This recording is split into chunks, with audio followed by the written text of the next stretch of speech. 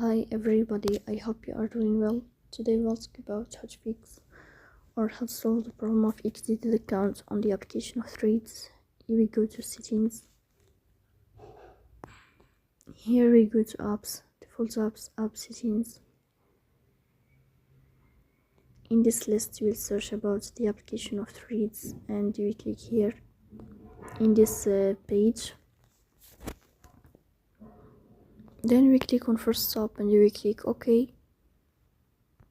Here you will enter to the window of storage. Then we click on clear cache. In the end you will turn off your phone and you will wait a moment to restart your phone again to fix that problem. So that's all. Don't forget to support us by like and subscribe. See you next time and thank you for your watching and your attention.